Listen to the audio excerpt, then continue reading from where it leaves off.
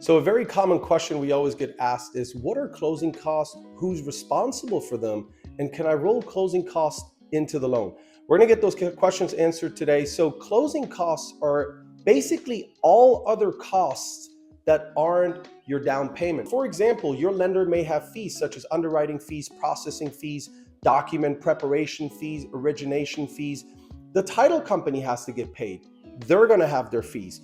You're gonna have to cover property taxes. You're gonna have to pay for the homeowner's insurance. You're gonna have to pay for an appraisal. You may have to order a survey. So these are all part of what we consider closing costs, okay?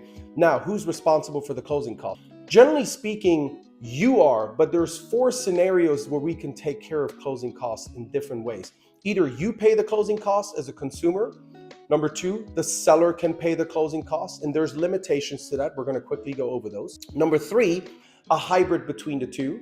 You split the closing costs between yourself and the seller. And number 4, you roll the closing cost in. Now, I mentioned earlier there's limitations. So here they are. VA allows up to 4% in closing cost assistance or seller credits based on the purchase price. USDA and FHA allow up to 6% of the purchase price. And conventional gets a little bit trickier. Conventional says if you're putting less than 10% down, you can get up to 3%. If you're putting 10% to 25% down, you can get up to 6% of the purchase price. And if you're putting 25% or more, you can get up to 9% of the purchase price. Now, how do we roll the closing costs in? So closing costs have to be rolled in via the contract, and it has to be done before the appraiser goes out to the property and does their job. And the reason why is because your lender will always give or write the loan based on the lesser of the two between the purchase contract and the appraisal. So if your purchase contract says $200,000 purchase price, but the appraisal only shows $175,000, your lender will only write that loan for $175,000. So please keep this in mind. Now, what's going to happen is your lender will come to you and says, hey, the home you're buying for $200,000, we're estimating your closing costs will be around 3%, which is $6,000.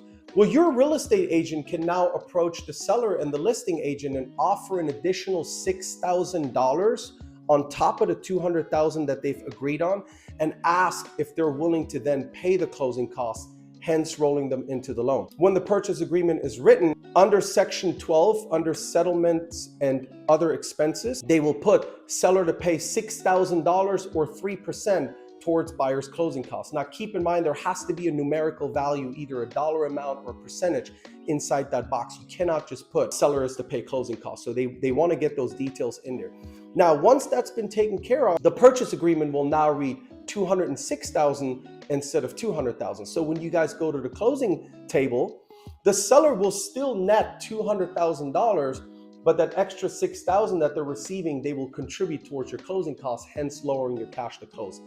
Here's where this can backfire. As I said earlier, the property has to appraise for that extra $6,000. If it doesn't, this is not going to work, right? So if you come to me as a buyer and you say, Mike, we've done our research, or your realtor comes to me and says, Mike, we've done our research, we've looked at comps, this property is not going to come in higher than $200,000. We're not going to be able to roll that in, right? Then you're going to have to offer $194,000 with the additional $6,000. So the purchase contract is going to read $200,000 with seller to contribute $6,000 towards seller credits, and we'll then be able to get that rolled in. So folks, if you have any other questions, give us a call or text today, 832-859-4144. Thank you for watching.